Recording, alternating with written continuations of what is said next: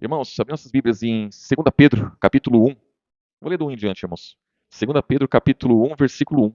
Simão Pedro, servo e apóstolo de Jesus Cristo, aos que conosco alcançaram fé igualmente preciosa pela justiça do nosso Deus e Salvador Jesus Cristo. Graça e paz vos sejam multiplicadas pelo conhecimento de Deus e de Jesus, nosso Senhor. Visto como seu divino poder nos deu tudo que diz respeito ao que, irmãos? Vida e piedade, pelo conhecimento daquele que nos chamou por sua glória e virtude. Então, irmãos, o compromisso que nós temos com Jesus, a graça e a paz, ela é multiplicada, né, irmãos, pelo conhecimento de Deus, irmãos. Então, a fé que nós temos, ela é pelo conhecimento, irmãos. Nós tomamos conhecimento da palavra, e esse conhecimento que nós temos da palavra, ele nos dá fé, acrescenta fé em nós. Então, o entender, irmãos, o entender a palavra é o que dá fé. O praticar a palavra, o obedecer a palavra. A irmã Daniela mesmo fez uma pergunta no grupo esses dias, a irmã, em cima de um texto, né, irmãos, a respeito do pecado que é para a morte e o pecado que não é para a morte, né, irmãos? Irmãos, só tem um jeito de vencer o pecado, é tendo fé, tendo fé. Se você tiver fé em Jesus, você vai vencer o pecado que vier pela frente, você vai vencer todas as coisas, porque a sua fé, ela vai prevalecer sobre todas as coisas. Se não tiver fé, irmãos, o pecado ele vai ser consumado e vai ser gerado morte. E a morte, irmãos, da mesma forma que a vida ela é gerada em nós, a morte também é gerada. Então, nós estávamos mortos. E para nós termos vida, Jesus ele veio e anunciou a sua palavra, derramou do seu Espírito Santo, da sua graça. Então, essa palavra, ela gera vida em nós. Nós somos gerados por ela. Então, dia a dia é gerado vida. Quanto mais vai passando o tempo, mais vida nós temos. E temos que ter, por conta da fé. Aí você erra, mas você se arrepende, você se constrange, você segue após Jesus. Você olha para ele, você enfrenta as dificuldades, você enfrenta as tentações, você enfrenta as tribulações, tudo por conta da fé e da esperança, irmãos.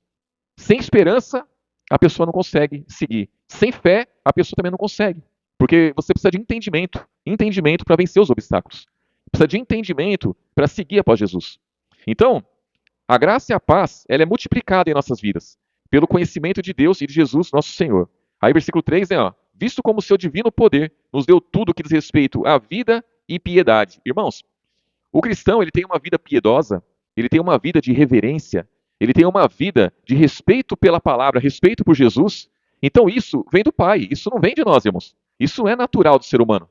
O ser humano, ele consegue ter uma vida piedosa é pelo poder que Jesus derramou sobre nós. É Ele que nos dá isso. Então Ele nos dá tudo o que diz respeito, tudo referente à vida e piedade, irmãos.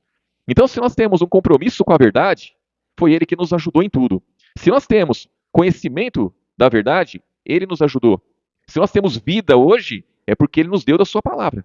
Então, diz aqui, ó, versículo 4, ó, pelas quais ele nos tem dado grandíssimas e preciosas promessas, para que por elas fiqueis participantes do que, irmãos? Da natureza divina, havendo escapado da corrupção que pela concupiscência há no mundo. Vontade própria, irmãos. Então, a vontade própria do ser humano conduz ele à corrupção. Então, através dos desejos carnais, a corrupção ela se manifesta, irmãos. Ela está aí para todos. Então, ele nos deu grandíssimas e preciosas promessas. Quais são as promessas que Jesus nos deu? São as coisas referentes ao céu, irmãos. A eternidade com ele.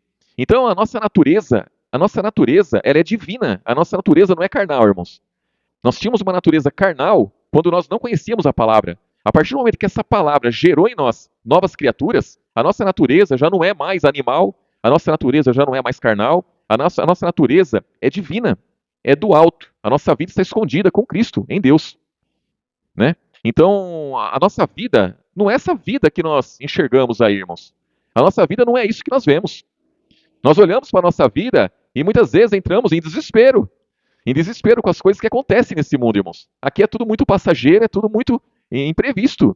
Aqui é muito improvável as coisas, irmãos. Não tem como você confiar em nada aqui, né? Hoje você tem saúde, amanhã você não tem saúde. Hoje você tem as coisas, amanhã você pode não ter nada. E assim vai, irmãos. A nossa vida é assim aqui. Só que não é essa vida que nos pertence. Essa vida não nos pertence. Essa vida aí, irmãos, ela é passageira, ela vai acabar. A vida que nos pertence é a vida que Jesus deu. É a vida que essa palavra aqui, ela gerou em nós. E nós só conseguimos permanecer com essa vida são através das promessas, as grandíssimas e preciosas promessas. Aí nós nos tornamos participantes dessa natureza, irmãos. Participantes das coisas do alto. É muito difícil você ser participante das coisas do alto estando nesse mundo cheio de corrupção e pecado, irmãos. É só para quem, olha, é só para quem só Jesus em nossas vidas, viu? Aí diz aqui, ó, versículo 5, ó. E vós também, pondo nisso mesmo, toda diligência. Irmãos, diligência é você se precaver, é você tomar cuidado, é você ter uma vida diligente, irmãos. Você é, tomar cuidado com tudo que acontece. Estar atento a tudo, irmãos. A tudo. Estar atento a tudo e a todos. Ó, versículo 5. E vós também, pondo nisso mesmo toda a diligência, acrescentai à vossa fé a virtude. E a virtude, a ciência. E a ciência, a temperança. E a temperança, a paciência. E a paciência, a piedade. E a piedade, o amor fraternal. E o amor fraternal, a caridade. Porque se em vós houver e aumentarem essas coisas, não vos deixarão ociosos, nem estéreis, no conhecimento de nosso Senhor e Salvador Jesus Cristo. Então, estéril é aquele que não dá fruto. Então, irmãos, imagine você não dar fruto, você não adquirir conhecimento. Você está estéril no conhecimento. Não pode, né? O cristão ele não pode. O cristão ele tem que dar fruto a cada dia, irmãos. O cristão ele tem que conhecer Jesus, entender, compreender as coisas do alto a cada dia. Porque o diabo ele muda as estratégias dele. O diabo ele sabe, né, irmãos, como trabalhar para que o cristão venha a cair. Então, o cristão ele tem que a cada dia ter o entendimento dele acrescentado, irmãos. Acrescentado. Aí diz aqui, ó, versículo 9, ó. Pois aquele em quem não há essas coisas é o que, irmãos? É cego. Essas coisas que ele está dizendo, irmãos, é tudo isso que nós lemos aqui, ó, do versículo 5 até o 8 aqui, ó, até o 7. Então, se não houver diligência, se não tiver em nossas vidas a fé, a virtude, a ciência, a temperança, a paciência, a piedade, o amor fraternal, a caridade, se não houver essas coisas, irmãos, ó, versículo 9: pois aquele em quem não há essas coisas é cego, nada vendo ao longe, havendo-se esquecido da purificação dos seus antigos pecados. Então nós temos pecados, irmãos, antigos, e nós temos que ser purificados a cada dia. Nós somos chamados para ser participante da natureza divina, escapando da corrupção do mundo.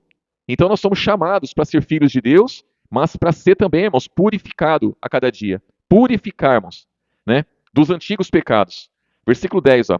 Portanto, irmãos, procurai fazer cada vez mais firme a vossa vocação e eleição, porque fazendo isso, nunca, jamais tropeçareis. Então, fazer cada vez mais firmes, irmãos, é contrário à natureza humana. A natureza humana ela quer nos arrastar cada vez mais para a apostasia, irmãos. Jamais para estar cada vez mais firmes. Então, eu vejo muitos irmãos dizer assim, né?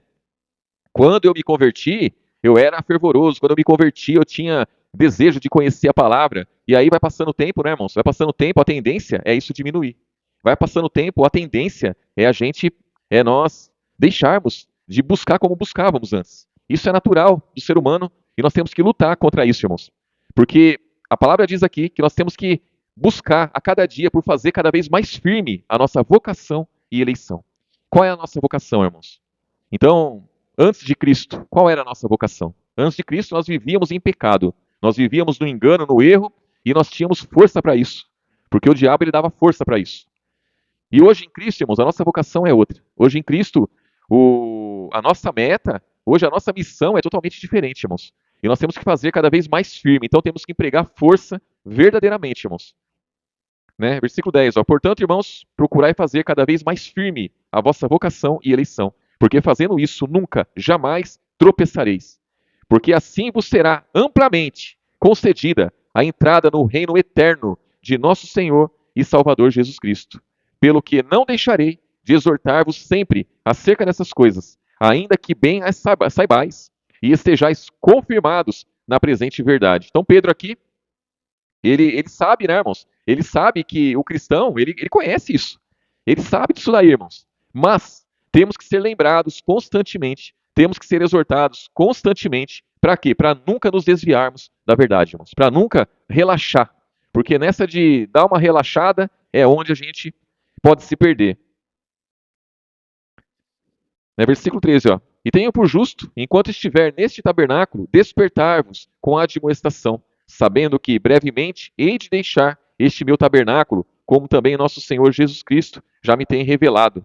Mas também eu procurarei em toda ocasião que depois da minha morte tenhais lembrança dessas coisas, porque não vos fizemos saber a virtude e a vinda de nosso Senhor Jesus Cristo, segundo fábulas artificialmente compostas, mas nós mesmos vimos a sua majestade. Então, irmãos, Pedro, ele viu, né? Ele diz aqui, né, ó, versículo 17, ó, porquanto ele recebeu de Deus Pai honra e glória, quando da magnífica glória lhe foi dirigida a seguinte voz: esse é meu filho amado, em quem me tenho comprazido. Então, irmãos, os apóstolos andaram com Jesus, exceto Paulo, né, que não andou com Jesus, mas Pedro andou com Jesus e viu tanta coisa ali, irmãos, né, andou lado a lado ali com Jesus, e ele está falando aqui de coisas que ele vivenciou, irmãos. Então ele sabe do poder que Jesus tem, ele confiava no poder que Jesus tinha. O apóstolo Paulo, ele teve uma comunhão muito grande com o Espírito Santo. Jesus falou muito com ele. Então esses apóstolos, irmãos, eles deixaram para a gente aqui coisas que são grandíssimas. Pedro não tinha noção de o quanto essa carta ia atingir, irmãos. Paulo não tinha noção do tamanho da obra que ele estava escrevendo ali pelo Espírito Santo. As cartas dele, o tanto de gente que alcançou. E hoje nós vivemos por elas, nós vivemos pelo que está escrito, irmãos. Porque nós confiamos, nós temos fé. E essa fé ela tem que ser acrescentada a cada dia. Sempre nós vamos ser questionados acerca da nossa fé, irmãos. Nós temos que confessar. Nós temos que ter entendimento para confessar a nossa fé. Nós temos que valorizar muito aquilo que nós temos recebido. Muito demais, irmãos. Tiago, irmãos. Tiago, capítulo 2. Capítulo 2, versículo 14, irmãos. Aqui vai falar das obras de fé, né, irmãos? Isso aqui também é bem interessante, irmãos, porque as pessoas elas confundem as obras de fé com as obras da lei, com as obras próprias. E ninguém vai ser justificado pelas obras, irmãos. Mas nós somos justificados pela fé. E a fé tem que ter obra de fé. Então são coisas diferentes, irmãos. O homem ele é capaz de fazer muitas obras, muitas, mas por nenhuma delas ele vai ser justificado. Ele vai ser justificado é pela fé. Só que a fé, se não tiver obras de fé, não é fé, irmãos. Então a fé genuína, ela tem obras. E diz aqui, ó, Tiago capítulo 2, versículo 14. Meus irmãos, que aproveita se alguém disser que tem fé e não tiver as obras? Porventura a fé pode salvá-lo? Então é uma pergunta que Tiago faz aqui. É possível a pessoa dizer, eu tenho fé e não ter obras de fé, irmãos? É impossível isso daí. Então essa fé não é verdadeira. Aí diz aqui, ó, ele cita um exemplo aqui, versículo 15, ó. E se o irmão ou a irmã estiverem nus e tiverem falta de mantimento cotidiano, e algum de vós lhe disser, ide em paz, aquentai-vos, fartai-vos, e lhe não derdes as coisas necessárias para o corpo, que proveito virá daí? É um exemplo que ele cita. Então quer dizer, você confia em Deus? Então chega uma pessoa para você e fala assim, olha, eu estou sem roupa para vestir, tá frio, eu vou morrer nesse frio. E eu também estou sem comer há 3 dias, estou fraco. Aí você chega perto e fala assim, não, fica em paz. Se esquenta, fica bem aí, vai dar tudo certo. Se você não der a comida para ela e não der uma roupa para ela vestir, que proveito virá dali, irmãos? Essa pessoa vai falar assim, esse cidadão é louco. Como que ele fala para eu me esquentar se ele não me dá uma roupa? Como que ele fala para eu ficar em paz se ele não deu nada para eu comer? Então aquilo que você falou para a pessoa não tem peso, não tem valor, não tem autoridade, irmãos. Por quê? Porque não tem uma obra em cima daquilo. Aí ele compara isso aí com a nossa fé. Como deve ser a nossa fé? Versículo 17, ó. Assim também a fé, se não tiver as obras, é morta em si mesma.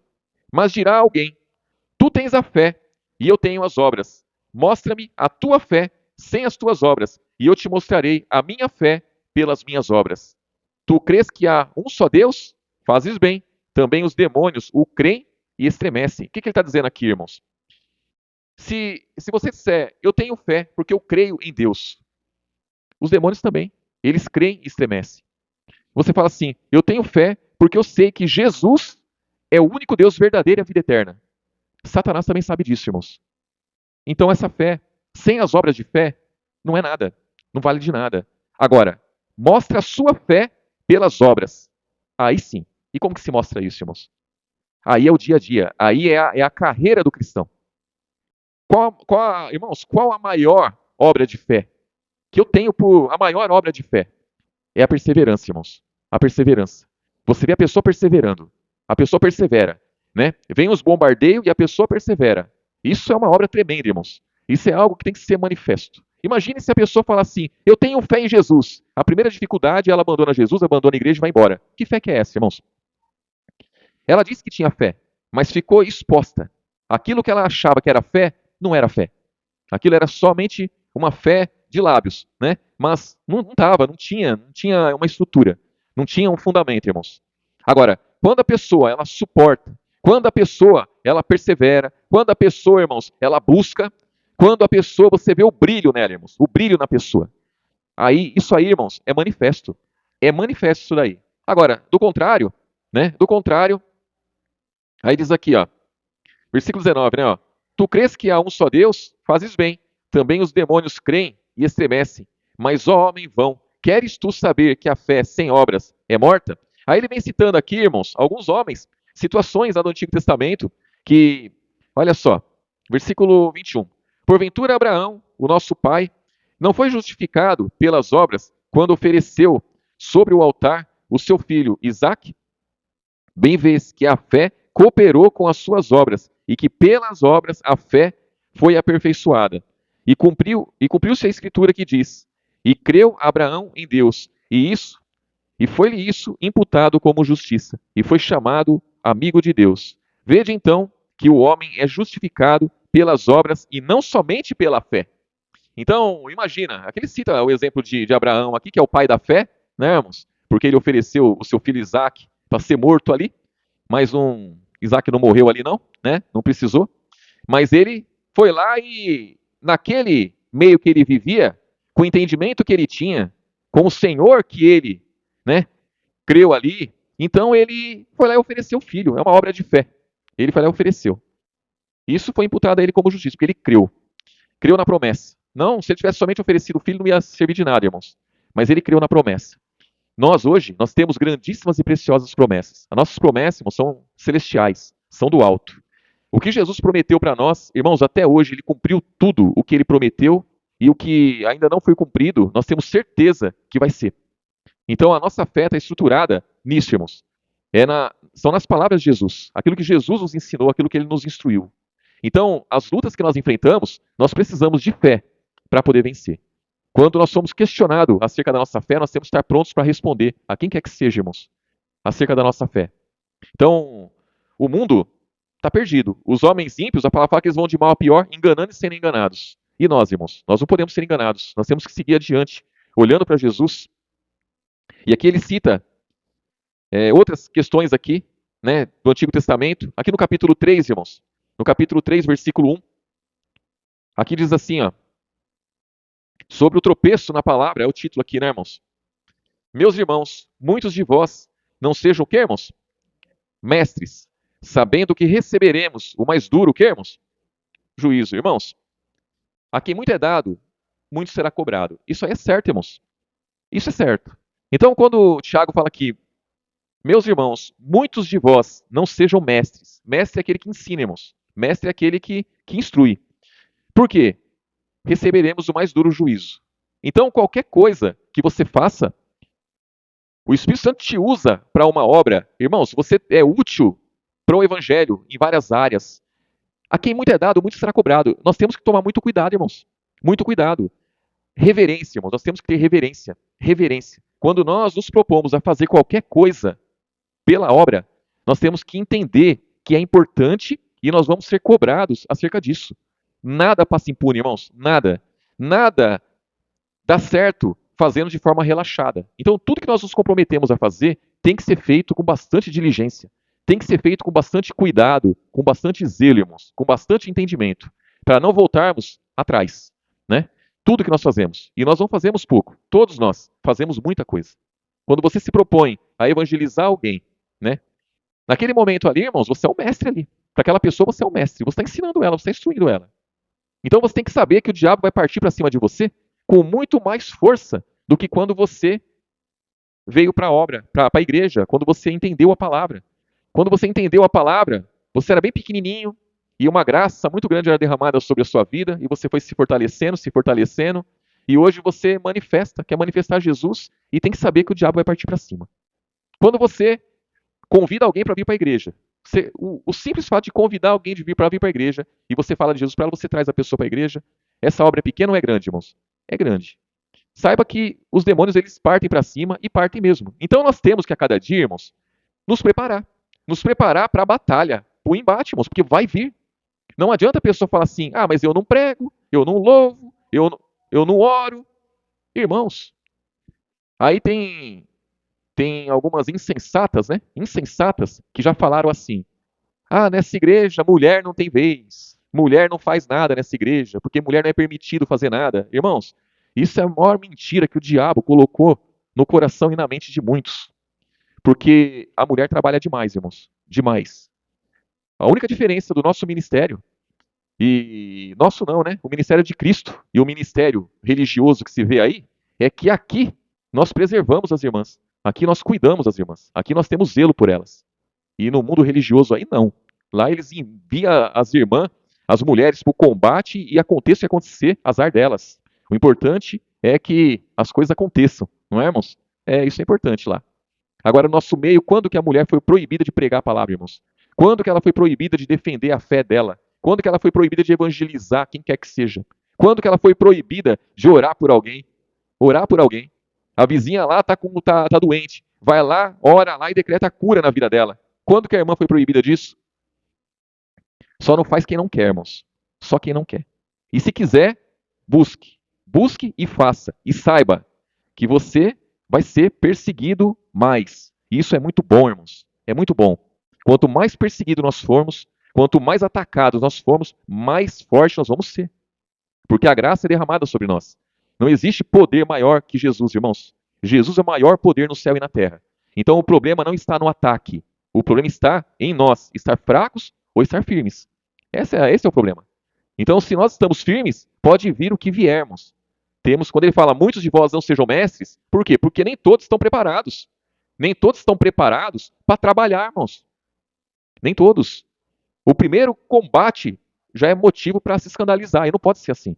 Nós temos que nos preparar a cada dia. Como a palavra fala aqui em 2 Coríntios, vamos terminar lá, irmãos? 2 Coríntios capítulo 5, o versículo 11, irmãos. Quando eu vejo tanto que Jesus padeceu, não é, irmãos? Eu vejo tanto que os apóstolos padeceram, aí eu penso assim, né? O que que nos está reservado, né, irmãos? Porque, irmãos, falar de Jesus não é simples. Quando você fala de Jesus, você está levando luz, você está levando salvação, você está levando vida eterna. Irmãos, quem que pode comprar a vida eterna? Ninguém. Imagine que você tem a vida eterna em você. E você está dando vida eterna para as pessoas, pelo poder de Deus.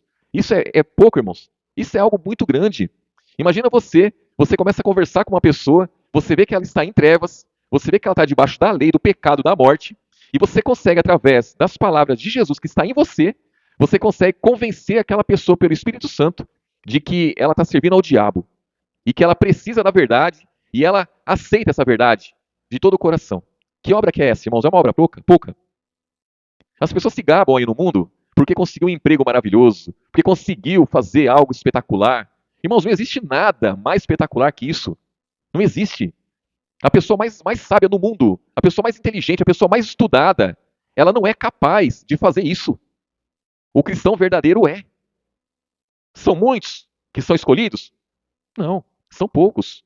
São poucos. Você vai pregar para centenas de pessoas e muito pouco que vai se converter, irmãos, e permanecer, são poucos. Mas imagine você, no fim da sua vida, né, no fim da sua vida, você olha para uma pessoa e fala assim, e pensa com você, né? Olha, essa pessoa, quando eu conheci ela, estava em trevas. E Jesus operou na minha vida, eu levei a verdade a ela, e hoje ela está firme.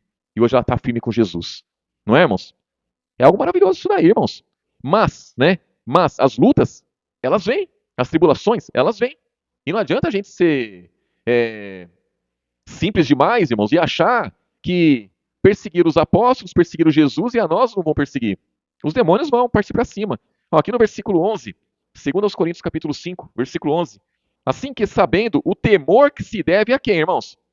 Ao Senhor. Esse temor aqui, irmãos, não é medo. Esse temor aqui é reverência, é respeito, né? Assim que, sabendo o temor que se deve ao Senhor, persuadimos os homens. A quê, irmãos? A fé. Mas somos manifestos a Deus e espero que na vossa consciência sejamos também manifestos. Porque não nos recomendamos outra vez a vós, mas damos-vos ocasião de vos gloriardes de nós, para que tenhais o que responder aos que se gloriam na aparência e não no coração. Porque se enlouquecemos, é para Deus, e se conservamos o juízo, é para vós. Porque o amor de Cristo nos constrange, julgando nós assim, que se um morreu por todos, logo todos morreram. E ele morreu por todos, para que os que vivem não vivam mais para si, mas para aquele que por eles morreu e ressuscitou. Então, nós vivemos hoje é para Cristo, irmãos. Nós vivemos é por Ele. Por quê? Porque Ele morreu por nós. Ele deu a vida por nós. Quando fala que Ele deu a vida por nós, irmãos, Ele veio, Ele saiu da glória, Ele veio como homem, em carne nesse mundo, e Ele rejeitou esse mundo, Ele renunciou tudo aquilo que a carne oferecia a Ele, Ele não quis. Então Ele negou-se a si mesmo, Ele se fez menor do que os anjos, Ele se fez como homem, irmãos. Então tudo isso Jesus fez por amor de cada um de nós. Então quando nós enfrentamos as dificuldades, nós fazemos isso é por Jesus, julgando nós que se ele morreu por todos, então todos devem morrer. Morrer para esse mundo, morrer para os próprios desejos, morrer para as vontades. Morrer para, irmãos, quando a sua boca quiser proferir algo que é contrário àquilo que Jesus quer, então se você entender, você deve mortificar isso daí. Se você não entender e você falar, você deve se arrepender. Não é, irmãos? O pecado é assim. O pecado, ele se manifesta, irmãos. E aí você vem através de uma tentação, e aí você cai na tentação. Quando você cai na tentação, você deve se arrepender. Se você discernir bem aquilo ali, você deve fugir. Fugir da aparência do mal. E aí, as coisas funcionam. E aí diz aqui, ó, versículo 16. Assim que daqui por diante, a ninguém conhecemos segundo a carne, e ainda que também tenhamos conhecido a Cristo segundo a carne, contudo agora já o não conhecemos desse modo. Assim que se alguém está em Cristo, nova criatura é. As coisas velhas já passaram. Eis que tudo se fez novo, e tudo isso provém de Deus, que nos reconciliou consigo mesmo por Jesus Cristo, e nos deu o ministério da reconciliação. Isto é, Deus estava em Cristo, reconciliando consigo o mundo, não lhes imputando seus pecados, e pôs em nós a palavra da reconciliação. De sorte que somos embaixadores da parte de Cristo, como se Deus por nós rogasse. Rogamo-vos, pois, da parte de Cristo, que vos reconcilieis com quem, irmãos? Com Deus. Aquele que não conheceu o pecado, o fez pecado por nós, para que nele fôssemos feitos justiça de Deus. Irmãos, por que que Jesus ele veio e ele não imputou o pecado ao homem? Porque, irmãos, Jesus não tem nada a ver com o pecado. O homem, ele não peca pelo poder de Deus, ele não peca porque Deus lança a tentação sobre ele. A palavra fala que a tentação ela é humana. Então o homem ele cai em tentação quando a carne dele fala mais alto, os desejos dele falam mais alto, aí ele cai em tentação. Quando Jesus veio, os homens estavam mortos em ofensas e pecados. Então, ele não imputou pecado a ninguém, ele encerrou todos debaixo do pecado. E aí faz de cada um nova criatura. Então, é necessário, irmãos, era necessário que todos os homens fossem encerrados debaixo do pecado. O pecado de Adão passou a todos os homens. Quando Jesus veio, não tinha um que não estava debaixo de pecado. E a partir dele, irmãos, as pessoas nascem, as pessoas vivem. Então, em Cristo, somos novas criaturas. As coisas velhas já passaram. Lutar contra isso, irmãos, é algo grandioso. Lutar contra isso é algo tremendo. Porque é fácil dizer, nova criatura sou, as coisas velhas já passaram, mas constantemente nós estamos vivendo de coisas velhas. Constantemente nós estamos lembrando de coisas velhas. Constantemente as coisas velhas nos perturbam. E não pode ser assim. Não deve ser assim, irmãos. Então as coisas velhas já passaram. É difícil você conviver com uma pessoa que você conhecia ela antes de Cristo. E você não lembrar da vida dela antes de Cristo. Isso é uma luta que você tem que enfrentar. Mas nós não podemos. A palavra fala que assim como Jesus não imputou a ninguém os pecados, ele pôs em nós a palavra da reconciliação.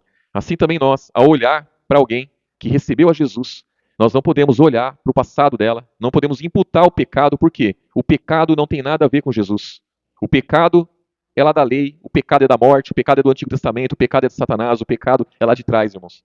É da nossa carne, a nossa natureza humana. A nossa natureza humana, carnal, diabólica, tem tudo a ver com o pecado. Mas a nossa natureza divina não tem nada a ver com o pecado. Então a nossa natureza divina ela tem que crescer. Nós temos que viver, irmãos, viver, né, a nossa vida celestial. e se abster das coisas dessa vida. É uma luta para mim, é uma luta para os irmãos, é uma luta que nós vamos enfrentar e temos que enfrentar. Amém, irmãos? E que o Espírito Santo derrame graça sobre nossas vidas, nos ajude a cada dia a enfrentar tudo isso, a lutar, combater o bom combate, né, irmãos? Vamos orar.